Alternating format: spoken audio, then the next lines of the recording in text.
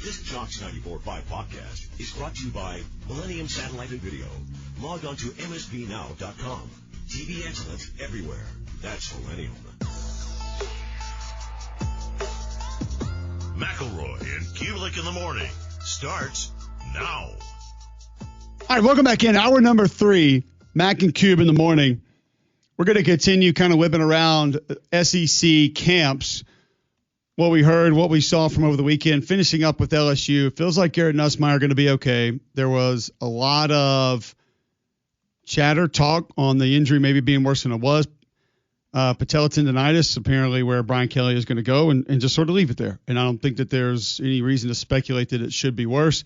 Defense and team looking pretty good individually, maybe not as good. But when you have some guys that are maybe hard hat guys, try hard, work hard guys, and a little undersized. I mean, sometimes that fits the bill. And I think that's kind of what that defense is going to need to be this year anyway, G-Mac. I mean, it's not going to be an individually dominant defense. And I think that's a misconception because people say, oh, well, Weeks takes over games or Harold Perkins can take over games. Well, if they do, it's mostly going to be because of the situations and the spots that defense puts them in and allows them to be those guys. It's not that just they line up in one-on-ones all the time and crush the guy in front of them. That's not how that defense really operates. Well, I mean, it is one of those things, though, with this defense where in a perfect world, right, you don't have to do a bunch of the chaos, the havoc. You just have guys that can get to their own shot. Like, why do you think the Tampa Bay Buccaneers were as good as they were on defense? Because they had Booger McFarland and Warren Sapp that could get their own shot up front. They would play Tampa 2, and Derek Brooks would just patrol the middle of the field. They ran the same play over and over again because you couldn't block them up front. They were able to drop 7 and be fine in coverage. So in a perfect world, you would have guys that can get your own shot. Yeah, that'd be great, but life is not perfect, and sometimes you do need to create some havoc. So sounds like if they do have guys that can maybe go and get it, that'd be awesome, but maybe it's not necessary based on how Blake wants to run it. Well, also it sounds like offensive line for now is still going to be one of our bigger concerns for that football team, especially when you're talking about potentially winning a national championship. Okay, moving around the SEC, going to a couple of different spots. Over at Ole Miss, one of the, I guess, thoughts that we had, concerns that we had heading into this was going to be at tight end. Maybe a little bit of a new answer at tight end with Caleb Oden getting reps there, his impact on the offense so far. You know, I'm just doing whatever they tell me to do, you know, being available to play all positions on the offense side of the field just so I can be a, you know, playmaker anywhere from the field. But, you know, anywhere they put me, I'm going to give them my all, you know what to do and make plays for sure. That's a guy, Greg, that if asked to, I think physically, because it's that offense, could fit that bill and could be that guy. Now, this is a wide receiver that's 6'5", 225, 230, transfers from Alabama, but he's physically a guy that in that offense could I could see being a move tight end. You know, they've had a few that have been pretty good there that haven't been the most devastating blockers. It's not really what you need to be. It's nice if you can be. I mean, Prieskorn added some pretty good physicality with just the effort that he gave you there. But, you go back at Michael Trigg, he wasn't blowing guys off the ball. So I think Odom that was not his specialty. Yeah, Odom could be a good fit there. Having some injury issues so far at tight end, he could be somebody that helps him out. Well, I look at it, and his length is a problem. And knowing that they are without Haas, you kind of need that guy to step up that could be a bit of an issue. Like you said, he doesn't need to be a devastating blocker, just get in the way. And he's a guy that's versatile enough where you can line him up on the outside. You'd tell me right now, he's got to go out and he gets, I got a linebacker or I got a safety on him. Now I know it's man coverage. And I like that matchup. You got to kind of cover him with a corner. So that means it's going to be a little unique. So I think having a guy like that is extremely valuable. And his length is a huge problem in the red zone as well. I don't think there's any doubt. And that's kind of how they've used that position and what that position has been a lot of times for Lane Kiffin or whoever else he's had in there assisting and coordinating that offense. Also, Caleb Oden just on Kiffin and how the offense has been navigating fall camp. I feel like Coach Kiffin puts us in the best position to make plays. He's an offensive genius, and all of us out there are in the best position for sure. So I think the offense is amazing. There will be questions with this offense, Craig, but you and I both very impressed with Austin Simmons at SEC Media Days and just how he presented himself and what it appears as he'll be. We've seen a very small sample size of what he can be in game, but he might have a nice group of running backs around him. Listen, we like Logan Diggs if he's healthy. You got a couple new guys coming in. We saw how that worked out last year. We didn't really get what we thought we were going to get with some of those guys in the backfield. The receivers are going to be fine. Caleb Odom, we just heard, might be going to tight end, so you have another weapon you can move in different ways. It sounds kind of similar to what we just said with LSU. This offense might be as good as the offensive line allows it to be, or this offense might be held back as much as the offensive line holds it back. Well, are you worried about the offensive line? How could you not be? But I don't feel like they weren't great last year. We know that, right? And they won a lot of games. And I know in short yardage it got a little dicey. But do you really think that with this style of offense, with how they attack people, you have to be great along the offensive line? You don't have to be great. No, you just can't get your quarterback killed on consecutive downs like they did last year. And last year they were supposed to be a lot better. Right. This was a group that they upgraded the physicality. They went and got good experience. And, yeah, Diego Pounds is back. He was there last year. He wasn't great last year. He just wasn't. He needs to get in shape. He needs to cut the weight down. You go get Percy Lewis from Auburn. Percy Lewis hasn't been good at Mississippi State or Auburn. And now you go back in time. If you want to hop in that DeLorean, Auburn fans will tell you they solved all their problems when they brought Percy Lewis in. Look how big. All the problems at tackle were solved. Whoa, 6'7", 380. That's not great. So that problem has not been solved for me. Patrick Kudus has been pretty good in this league. He's got experience in the SEC. I haven't seen him dominating people on a regular basis. No. So, yeah, it's still a question for me. I understand they can circumvent it. I get that. I know that. Better than most. Yeah, the tempo is going to help a lot. Getting the ball out is going to help. The RPO game is going to help a lot. But as you know. But what lost them games last year? Not being able to, number one, sit on leads. And, like you said, short yardage, situational football. So, that's where they've got to find a way to grow. Let's go back to what we talked about with Tennessee early last year. What was their entire offseason emphasis going into last year? We want to be able to be a little bit more ground and pound, a little bit more physical, essentially win in a different way. Yes. Because they ran into the exact same problems. Yes, we can put our receivers 4 inches from both sidelines, and we can spread you out. But at some point in time, we're going to be able to – we got to knock heads and pick up 3 yards. Or a yard, one singular yard. Uno. And at times couldn't do it. And that's how you win games a lot of times in this league. Yeah, situational football.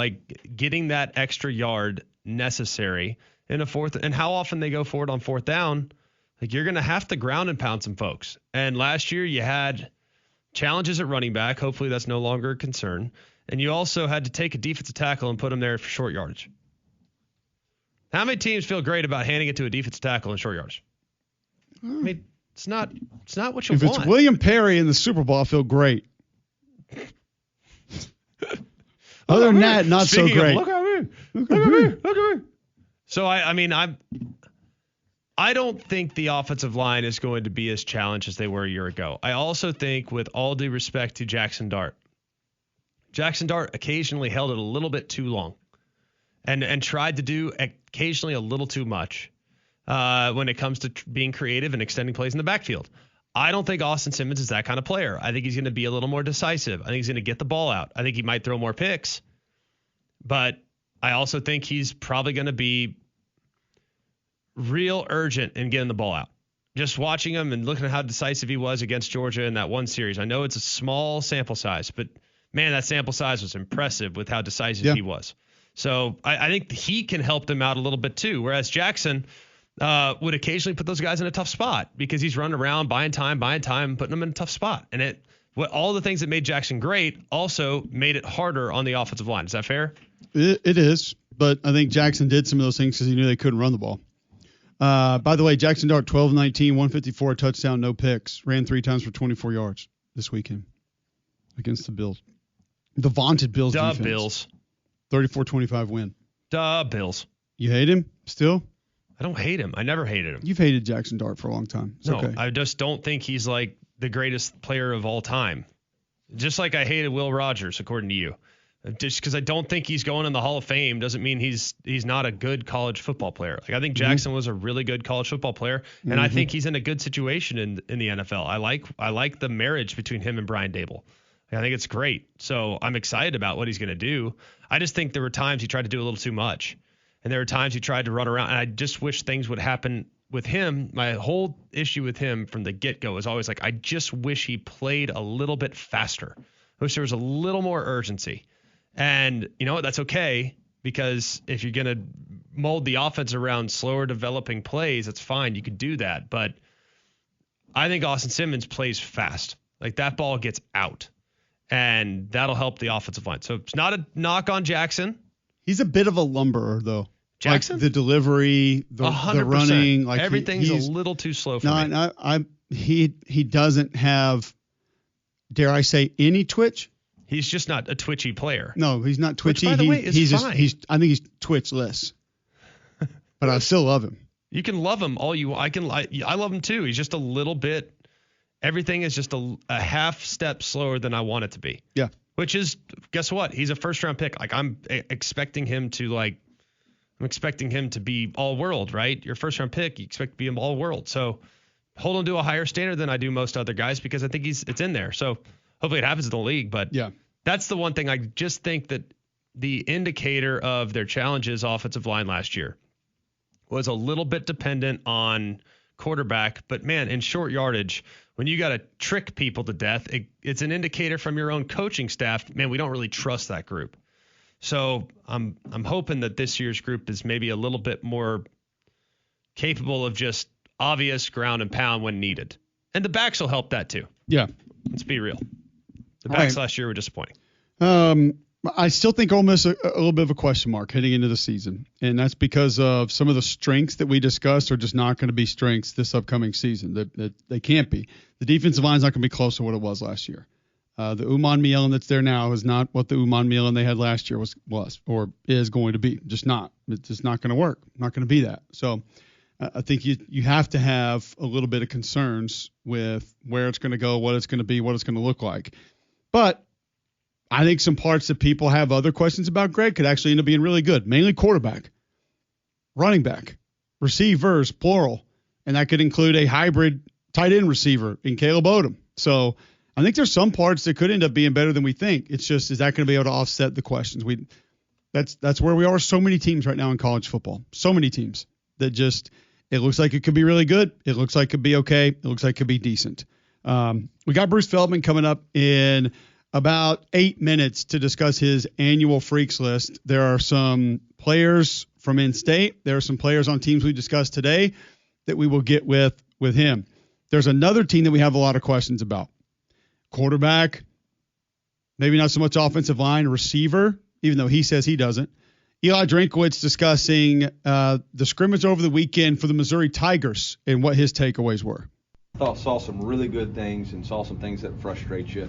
I think the biggest takeaway for me offensively was 0 turnovers. The quarterbacks didn't turn the ball over today, which I thought was good. Defense did a really nice job and backed up. I think they had 2 safeties, which I thought was really good. Red zone was pretty even. I thought the defense got the better part of them in the open field for the most part. Right there at the end of the game, Sam gave his group a chance to tie it with the field goal, and the field goal didn't convert. But then right there, Bo took him down and scored a touchdown. So it was a good job by both quarterbacks. You know, was really looking to see if we had some separation today, and I honestly just didn't see it.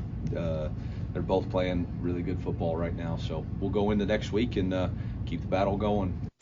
So that make you feel better or worse about any specific part of this Missouri team that you either like, don't like heading into the season? No, I'm really curious to see how this thing plays out, because this is not the quarterback competition that we anticipated. Like, I thought it was going to be Prebula, and at media days, Eli obviously very outspoken about what the quarterback competition is looking like and the confidence he has in both guys. So I think it's really interesting, and probably, granted, Missouri doesn't necessarily move the needle nationally like some other programs. I mean, we're spending hours, every single week, I feel like, talking about Ohio State's quarterback battle, and not as many people talking about Missouri's, but I think it's in the top 3 or 4 quarterback battles in the country right now. One of the most intriguing ones, where it sounds like both guys they feel real confident in, which is great Great spot to be. Yes. All right. So we still wonder a little bit what that quarterback situation is going to look like in Columbia. We don't know exactly where that's headed. Could be one that goes possibly a game or two into the season. One thing that we do know is that if you have any issues with your flooring, Shannara Flooring is who you need to call. Yeah, Fu and his guys have built their entire company around trust and integrity, and I think you guys will know exactly what you mean when you have them out to your home. They have tremendous staff, guys that are great at what they do, take great pride in what they do, and the inventory is off the charts as well. 40,000 square feet of Core-Tech flooring by Shaw in stock, which is phenomenal. That, I think, is something that'll upgrade your home, upgrade your business. If you want to replace old carpet, go with that Core-Tech flooring and get $10 off per box right now, so you can really stack the savings if you purchase that Core-Tech flooring by Shaw right now. You get 12 months financing. So go and check out all the options by going to Shannara Flooring online by going to fooandyou.com. That's fooandyou.com. I'm asking you a two-part question about Missouri quickly before we go to break, and we'll have Bruce Feldman on the other side. Where are you most confident with the Missouri Tigers right now?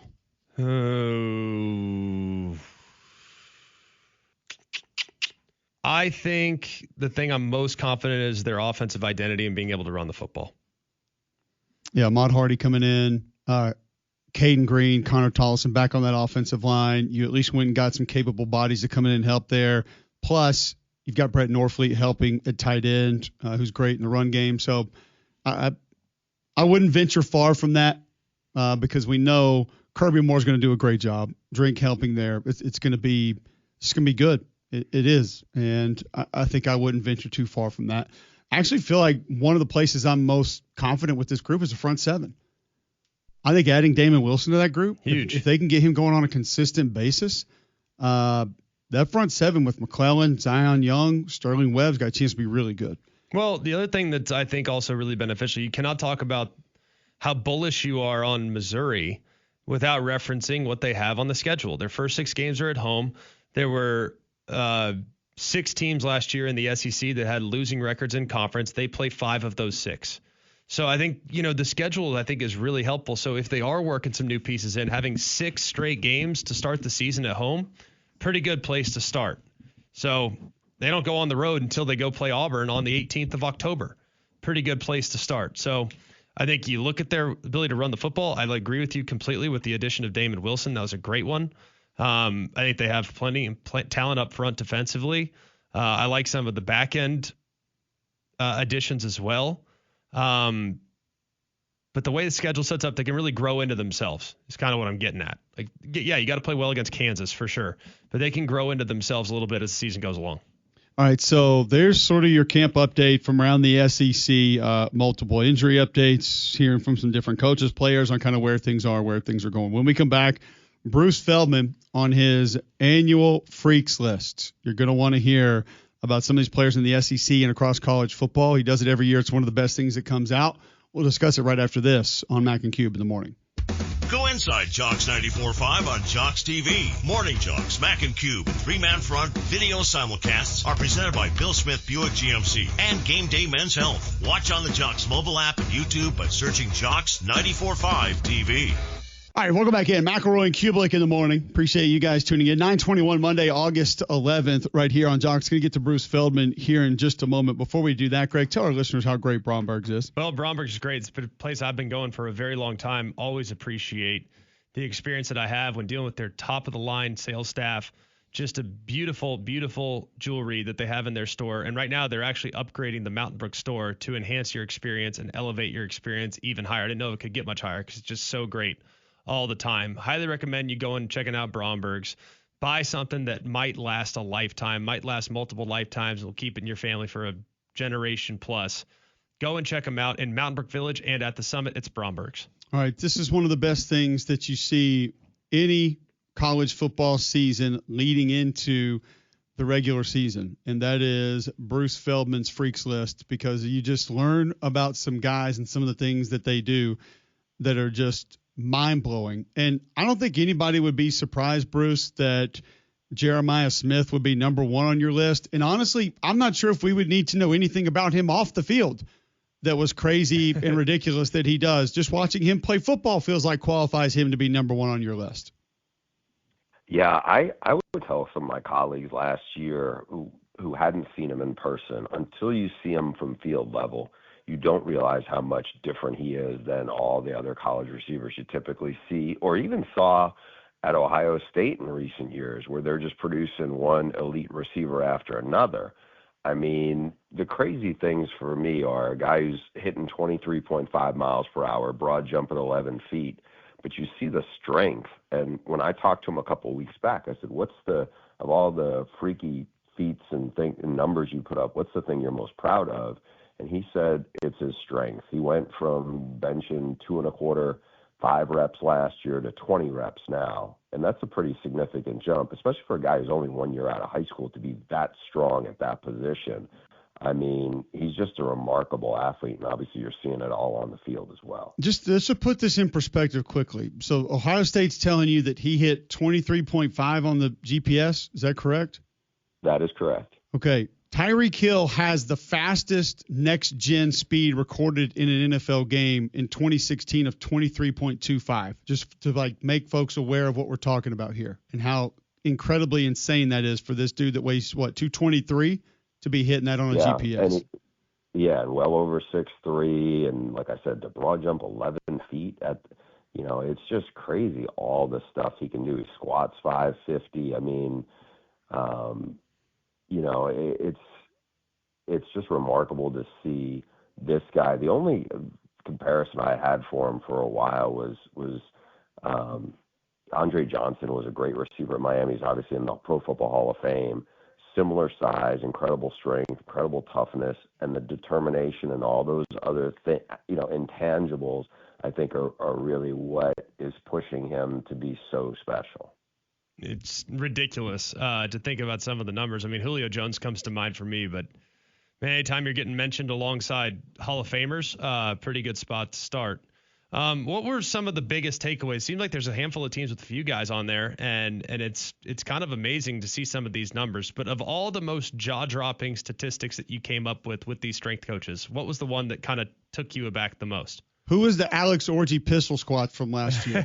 It's actually – so I got numbers from Alabama probably a month ago or maybe, 6 weeks ago. And then I just checked in with Kalen DeBoer and then, with his strength coach. And he got back to me about – so I've never had 3 guys from the same offensive line on the freaks list before. I do with Alabama.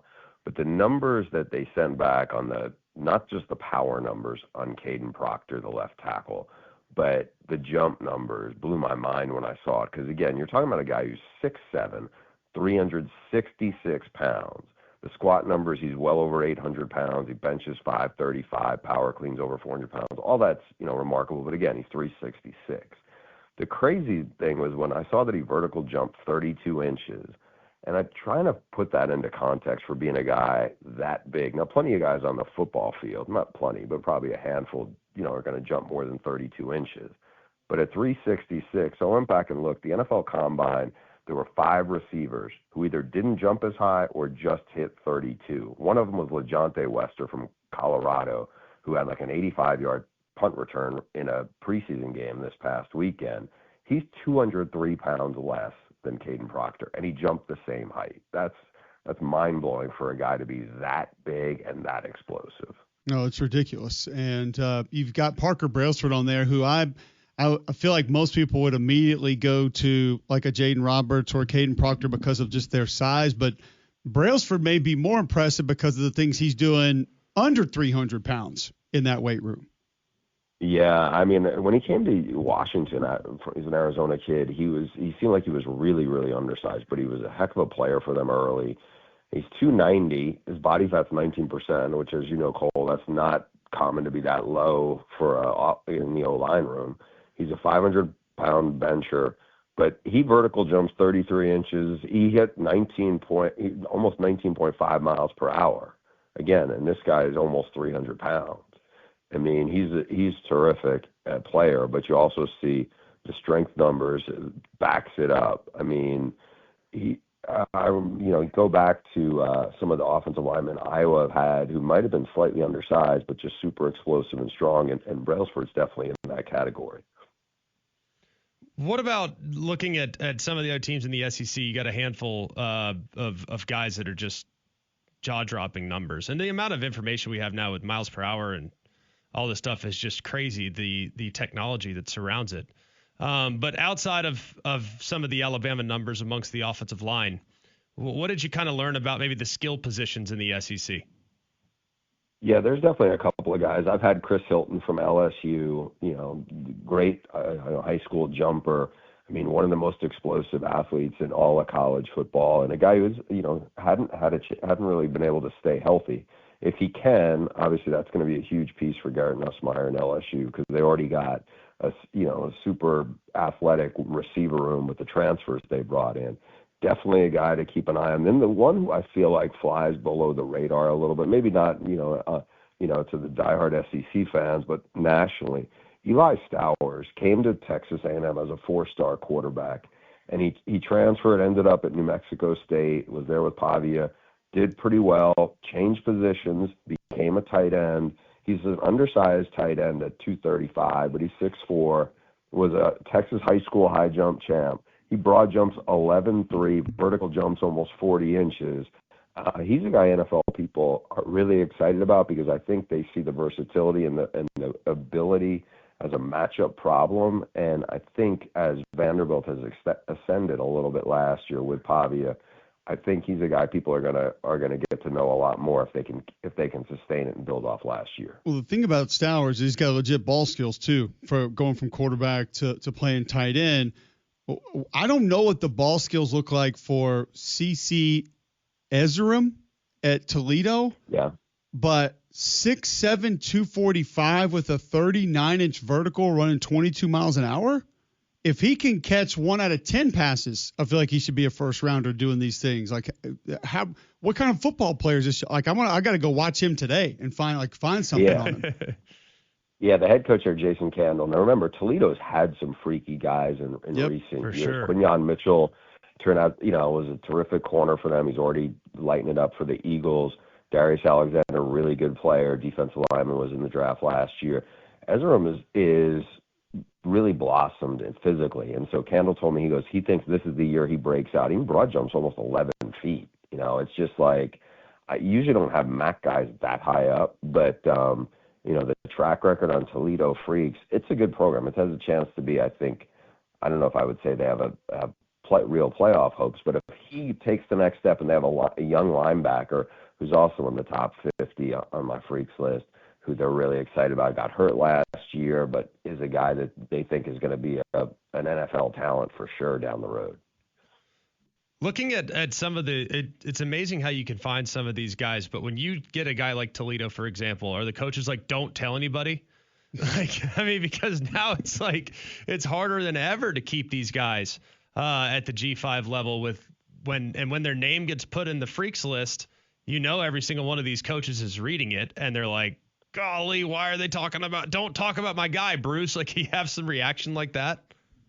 The best story on that was a few years ago, Jeff Traylor, the head coach at UTSA, said, hey, when is this going to run? And I said, well, and we started talking about the dates, and he goes, if it runs in August, I got a guy. And then it was Tariq Woolen, and when he told me the numbers, he's 6'4", he's a 11-foot broad jump guy. He's going to run in the 4.3s. And I couldn't believe the numbers. Well, Tariq Woolen ended up blowing up. He did everything he told me he was going to do at the Combine, ended up having a terrific rookie year for the Seahawks. But I think if I had done that, we'd run the Freaks list earlier in the summer, I'm not sure he would have told me about it, because I think the worry is a guy like that is definitely getting poached by a bigger program. And it probably has happened here, but I look at these numbers from Jeff Caldwell, who's going to Cincinnati from Lindenwood, which is a school that not a lot of people are going to talk about. The Lindenwood Lions and what their guys are doing. 6'4", 208, 11.9 broad jump. I don't know what the combine record is for any position, but I've never seen a kid go 11.9 on any broad jump. The crazy thing of all the combine stuff, and this is a story I feel like I want to do someday, and I probably should, is the combine record in the broad jump is 12.3 by Byron Jones. He was a cornerback at UConn who ended up playing for the Cowboys. That's actually the world record, because, the broad jump is not like the 100-meter dash. It's not like some of these other things where it's gotten, it's like an Olympic event or anything. It's something we probably all did as kids, and certainly the NFL uses as a metric for explosiveness. But that's not far off the world record. It's, just a few inches away. So, again, this is a receiver with really good size. He was a Division II player. I think he's originally from Louisville. Scott Satterfield, the head coach of Cincinnati, had been at Louisville. They knew about him, and I guess, they need him because I think this is a coach who's got a lot of pressure on him, and they need a difference-maker receiver. And Lord knows he has explosiveness to beat that guy. There were a couple other guys that surprised me when looking at a few of these, and one that stood out was Bryce Young at Notre Dame, and Notre Dame's got a couple of guys on here and whatnot, but he's of course son of great 49er player Bryant Young, and his mom definitely would have made the list when he was in college. 1,000,000%, like, biggest quads all time. 100%, and his mom was a track star. So he's sitting at 6'7", 270, jumping nearly 35 and broad jump 9.5, coupled with what I think is the most impressive at 6'7", cleaning 335. That is ridiculous to get the bar that high. What do you think is likely for him and in particular the Notre Dame defense as a whole? Yeah, he's put on almost 30 pounds since he's been there. All those numbers are impressive, especially when you consider he's really only 1 year into a college weight program. Yeah. And, talking to Marcus Freeman, he thinks he has a chance to take a big step forward. I mean, they've upgraded the athleticism on the defense considerably, just in recent years. And he's a guy I think they're counting on to be much more of an impact guy. He made some plays last year. I think he had some he had some impact as a freshman, as a true freshman going in there. But I think they see down the road, and we're not that far from being down the road for him, to be a guy who can be a dominant force because of the length he has, because of the explosiveness he has. And again, the genetics are about as good as you can get when you talked about his parents, what they were at Notre Dame and certainly what Bryant Young was in the NFL. Lenore Sellers is on your list, and I think a lot of people wouldn't be too surprised about it, but what was the most surprising portion with him? The strength numbers? I don't think 22 on the GPS, which is fast, by the way. Like fast.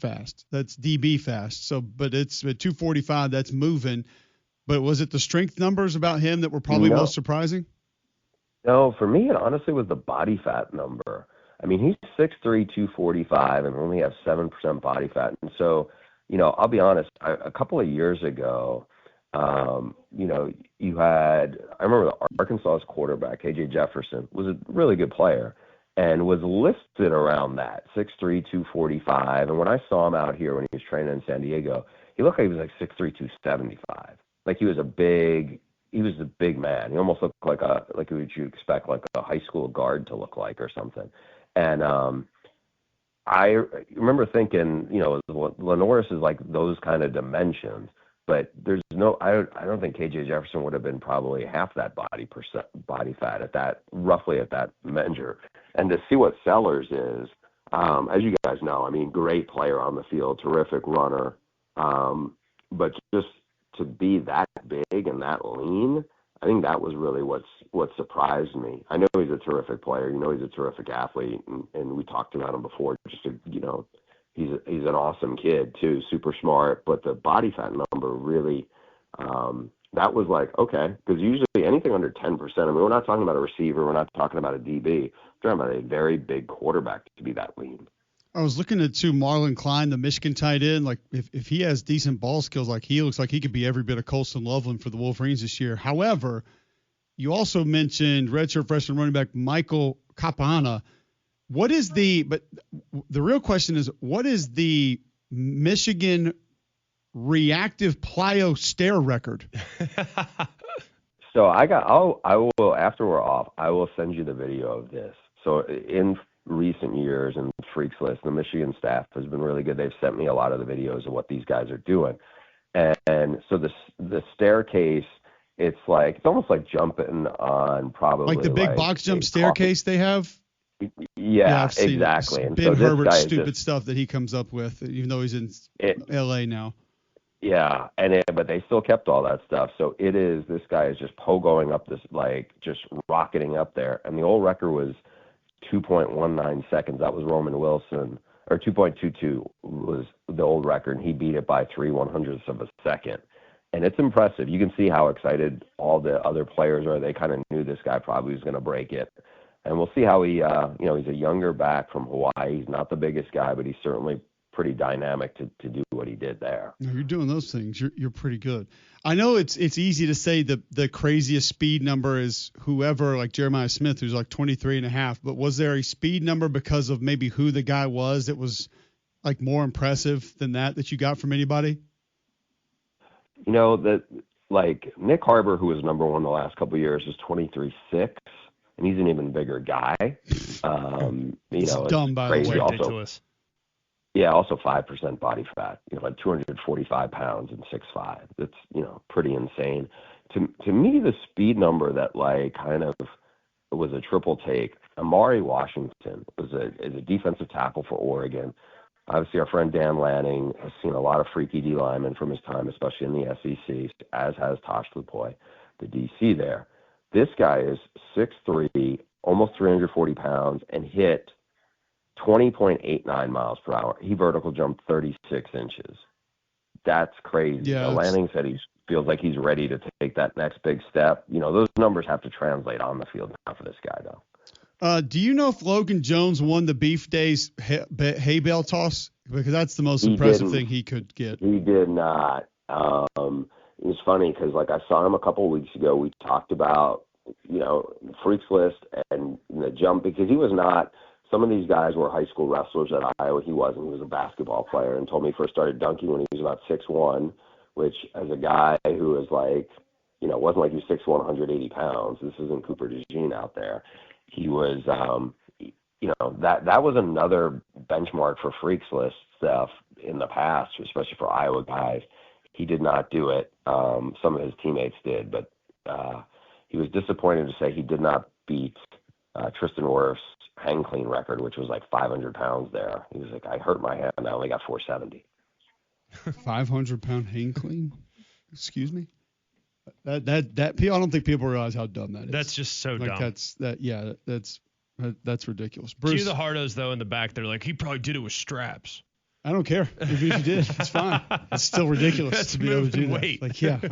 That's insane. Bruce, it's always fun, man. We love this article. We love these stories about these guys. You do a great job with it every year. We shared it from the Mac and Cube account. People can go see it there. Thanks for hopping on today. Always a pleasure, guys. Take care. Sir. Thanks. There you go. Bruce Feldman joining us on the Higginbotham Hotline talking Freaks List. And you can there's so many of these that you could keep going on. Sonny Styles, Ohio State linebacker. A quote from DB, or him quoting about DB Britton Jones, 6'2", 205, former walk-on, said he runs around 23 and has an 11-foot broad jump and verts 40. So Britton Jones, Ohio State, maybe keep an eye on him. I think that's breaking out this year. What's funny is, like, I feel like we look at the numbers every year, and this always comes out, and I always look forward to this article. Bruce does a great job with it and gets a lot of information. You can absolutely be misled. There's no denying, like, what you do in a, quote, freakish type of situation does not always necessarily lead to great play. Well, look at Anthony Orge's quarterback numbers. A million examples of that. I feel like the numbers get more ridiculous every year. There's no doubt. Every year it's like, all right, well, that was impressive last year. Hold my beer. It's like insane how they just get more athletic every year. It's wild.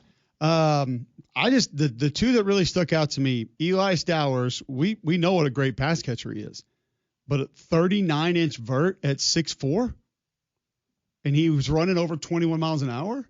How are you covering the guy? And then, like, I'm really anxious to see this dude from Toledo now. Like, if he has just halfway decent ball skills, CC Ezerum, 6'7", with a, what was it, Stacey? His vert was 30-something? 39-inch vert? Yeah, I got to see this dude play football. Because if you're 6'7", and you can jump 39 inches, we are lobbing you the ball in the red zone every time. Wherever you want it. It doesn't need to be in the red zone. Float it and hope that a safety's not anywhere near there, and we're good. So always a fun list, always cool to talk to Bruce about it.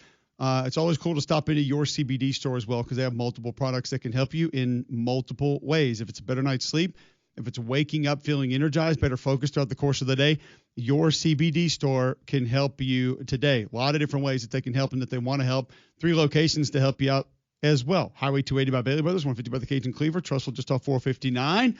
The largest brick-and-mortar CBD retailer in the world. Arthritis, anxiety bothering you or your pet, they can help with that. Gut health, skin care, they can help you there at your CBD store. First company of USDA certified organic oil supplements. They've got the stamp seal on those products. Go check them out today and tell them you heard about them right here on Mac and Cube in the morning. All right, we'll come back with more SEC injury notes, other injury notes from around college football, and a couple commitments we need to discuss next on Mac and Cube in the morning. The capital of the sports talk nation. This is Jocks 94.5 and JocksFM.com. Birmingham. All right, welcome back in. McElroy and Cubelic in the morning. Some other injury news and other notes from around the SEC, around college football. 2026 wide receiver Jace Matthews commits to Auburn, number 2 wide receiver in the 2026 class. So the Auburn recruiting woes look like they're taking a little bit of a turn up here. Florida wide receiver Dallas Wilson, lower leg injury. We mentioned that a little bit earlier. UCLA got a commitment from Rice defensive lineman Jalen Hargrove. So he has committed. It's weird, some of the portal news that's coming out. So wild. You have a couple of guys that are announcing where they're going to go, like Michigan, Columbia linebacker Rocco Melia, 6'2", 225 pounds, 49 tackles last year. They get a commitment from him. Michigan also announced over the weekend, Greg, I don't know if you saw it, that they're going to hold tryouts this week. But we're getting rid of walk-ons, but we need guys to come play. Hey, more the merrier. You down on Michigan? I'm not down on Michigan. I think they're going to be fine. Okay. Also, running back C.J. Hester announcing that he will enter the portal from Michigan. 119 carries, 529 yards, 4 touchdowns last year. You worried about that one? Just, I don't know. You're having tryouts. You're getting linebackers from Columbia, and you're losing a running back to the portal. It just didn't feel like a great weekend for Michigan football. Fair. But, okay.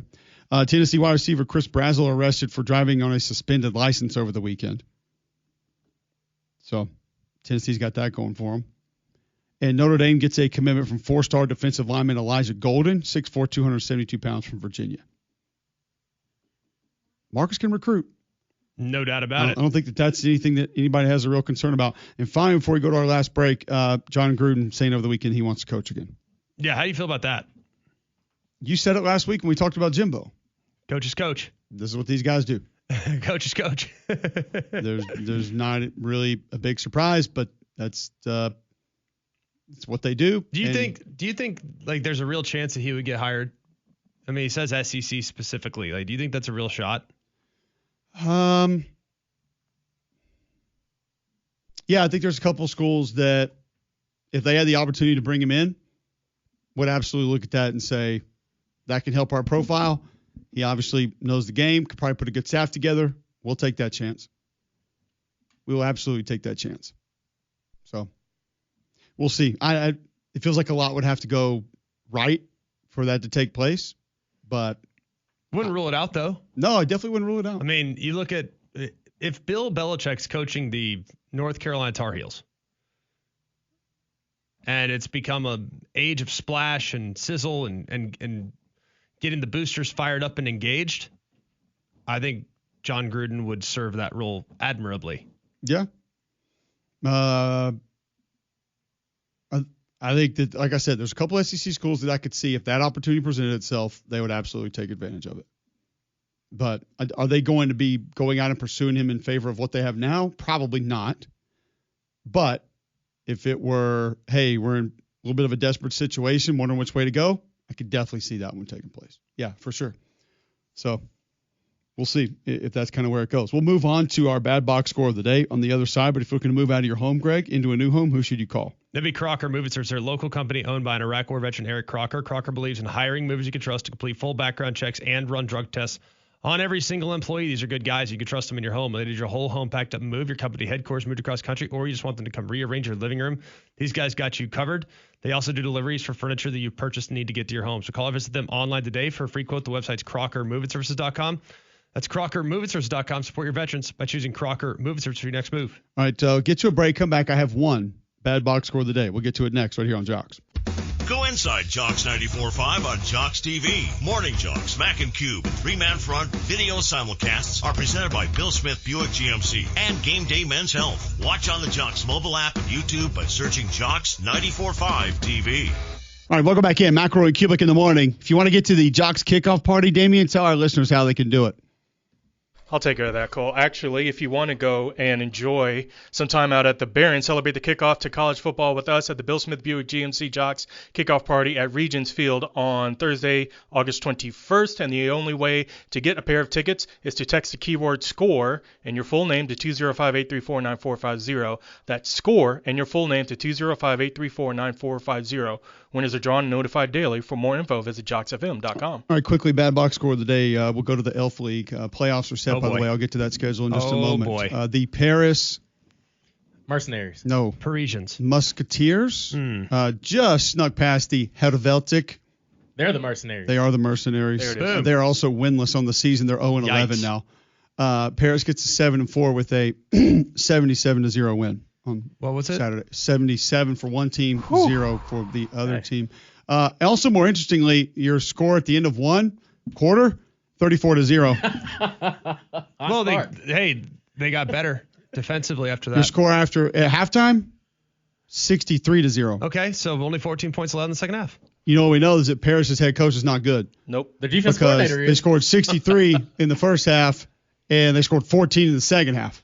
Defensive coordinator's good. Yeah, he allowed only 14 in the second half. There we go. go. That's solid. And they only threw for 144 yards. Oh, boy. Oh, you got Now- to watch that tape. Helvetic threw for 29. They Bad were, day. they were only outrushed Hidden yardage. 264-18 on the day. That's really not a lot of yards to score 77 points. It's not the best. A lot of short fields. What's the turnover margin? Well, Paris was just 9 for 9 in the red zone. I would hope. Yeah, they controlled the ball for 32 minutes of the game. How long are their quarters? Long enough. Paris was only 0-11 on third down as well. This is McElroy and Cubelic in the morning.